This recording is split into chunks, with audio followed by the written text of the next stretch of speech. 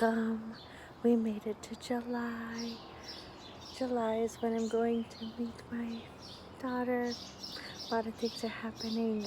It is the 182nd day of the year, if you didn't know. So that there's obviously 365 days in the year. Half of that is 182 and a half. So today and tomorrow, kind of somewhere in between, is the middle of the year. So I thought I would take the time and do a mid-year check-in of all the books I've read. I do have a prompt here, some questions from this page called Powder and Page, Powder and Page, Powder and Page, Powder and Page, Powder and Page. And I just thought I would go through them. I've got some books here. Some of them I don't physically have a copy of. There's quite a few questions, so let's get into it. All right. So the first one obviously is, well, let me start off by saying I read 52 books this year. 52. So when I started out this year, I had a reading goal of one book. I know that sounds silly, but the reason why is because I didn't want to focus on the amount of books, but the quality of my reading. However, about a couple months ago, I got to a point, maybe a month ago, I got to a point and I realized if I kept on with my track, I could potentially get to 100 books in the year. So that's what my goal's been for the past month or two. So I've had 52 books I've read. Today, July 1st, 52 books have been read by me.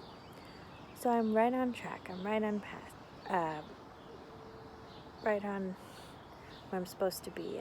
I am a couple books ahead, so we're good. All right, so now we will get into it, I promise. So best book you've read this year was actually an audiobook. That's right, I don't have a physical copy of it, but it was called Listen for the Lie by Amy Tintera. Amy Tintera. It was an audiobook, and I'm not going to go through synopses of these books because you've probably heard of them if you've watched my previous wrap-up videos for the month. Now, again, I keep going in tangents and stuff, but I just want to preface this by saying this video may be the last for a while. I'm not sure yet, because we'll have to see once my second daughter arrives how everything's going to turn out. But as of right now, I would say, don't anticipate, monthly reading wrap-ups. Maybe I'll do more quarterly or more themed wrap-ups. But anyway, so again, I'm getting off track, but I'm not going to go through the synopses of every book. I'll just mention them. And you can check out my other videos if you'd like to read my synopses on those, or listen to my synopses on those. So yes, that was the best book I've read so far this year. It actually was an audiobook, which is rare, but it combined a lot of podcast elements. It felt like you were listening to a podcast, which I really enjoyed. It was really thrilling up until the very end, so definitely favorite book. So best sequel I've read so far this year is Enchantra by Kaylee Smith. Look at how beautiful that cover is. To be honest, this is the only sequel I've read so far this year. I need to get into more fantasy series. I've actually started to reread the Chronicles of Narnia series, so we'll see. But yeah, favorite sequel. Look how beautiful it is.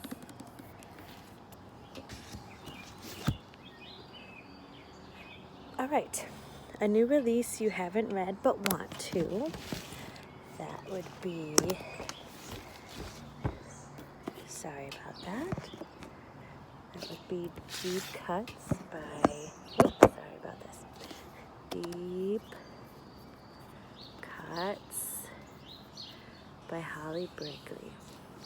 There's musical elements in this. It's a love story, and it spans time, so I like that. Excited for that. Your most anticipated books for the rest of 2025. So there is a book that I just randomly stumbled upon that's coming out in August, I believe, called Well Actually by Maisie Eddings. And it's supposed to be like a cute romance about these two characters, and there's like podcast elements in it and stuff, which I do love. I love books that incorporate podcast or music or interview-like style, like Daisy Jones and the Six or Seven Husbands of Evelyn Hugo, things like that. So I am looking forward to that. Then Brigands and Bread Knives by Travis Baldree, which is part of the Legends and Latte series. That should be coming out in November. All right. Now, here's the biggest disappointment so far this year. And it's not necessarily the worst book I've read this year, because I think I've read a couple of other books that were worse. But the biggest disappointment is The Goldfinch by Donna Tartt. The reason why this was disappointing was because this was on my TBR bookshelf for the longest time. I thought I was just waiting for the right opportunity to read it, and then I would enjoy it and love it and think it's a literary classic, but that was not the case. I DNF'd halfway through. I read almost 500 pages of this book. This is a clunker. I read almost 500 pages of the book, and it was just too much, too emotionally taxing. I just couldn't deal with it. So sometimes I can handle when a book wrecks me and when it makes me really emotional, but this time I just was not in the mood. I don't know what it was, but no. And I'm not going to bring it. It's not a soft DNF. It's a hard DNF. I am not going to come back to this. Best surprise so far. So on a more lighter note, I actually enjoyed this book called Maine by J. Courtney Sullivan. And actually, the reason why it was a surprise was I randomly found it at a used book sale at my library. It was for less than $1, and I'm surprised how much I enjoyed it. I gave that 5 stars, and it was so well written. I mean, I love the author, so obviously it's a good bet, like when you're going through used book sales like that, and you're not really sure of the book title itself. If you focus on the author, and you really know you like the author, then you'll probably like the book. So that was good. New favorite author is Ashley Poston. I have a couple of her books. I just finished 7 Year Slip via audiobook, but here we have a novel love story and Sounds Like Love. This one just came out on June 17th. Eat this up. Oh, it's so good. Then a novel love story I read earlier in this year, probably around January, February. And she is just phenomenal. She makes you cry, makes you laugh, makes you happy, just all the feels. And I really enjoyed that. So my new favorite ship is the next one. And that would be Julian and Dahlia from Love Redesigned. I really wasn't expecting to love this book as much as I did, but I picked up the second one. I'm excited to read that sometime this year, probably sometime this summer. But yeah, they have just such a cute love story. Okay, my favorite new character is Joan from Atmosphere by Taylor Jenkins Reid. This isn't a picture of Joan, this is another character in the book. But Joan is lovely, she's smart, she's quiet, introverted, but she never fell in love before, and then she does, and I don't want to spoil it, but she's such a great character, and I love this book. This came out on June 3rd.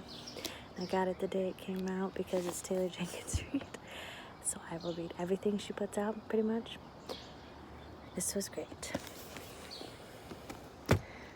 Okay, a book that made you cry. that would be another audiobook. It's called I Hope This Finds You Well by Natalie Sue. The reason that made me cry is because I related a lot to the main character.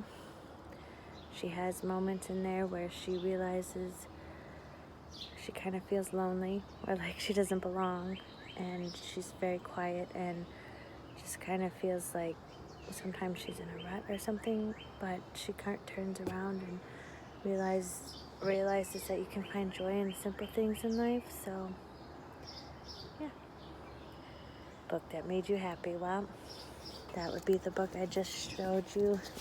Sounds Like Love. Sounds like love. Look at how pretty this cover is, first of all. But this was my favorite. It made me happy because it just, yeah, it did make me cry at some points or like tear up. But overall, it made me very happy. I love the musical elements. I love the fantastical, whimsical elements. That's another thing with Ashley Poston's writing, is she includes a lot of magical, whimsical elements, which I enjoy. Right. The most beautiful book I've bought this year was Full Moon Rising. Look at that. It's gorgeous. It's pink, and look at the sprayed edges. Like, it's very celestial. And the stars and the moon. It's gorgeous. I loved reading this. I loved picking it up to read because it was so beautiful. Okay, and books I still want to read this year. Love Unwritten, which is the second book in the Lakefront Billionaire series, which was part of the Love redesign. So definitely want to read the sequel. I want to read The Rainfall Market by Yu Young Guang, and it just seems really sweet and really whimsical, and I'm really into that stuff. And then this book even feels good. This one in there.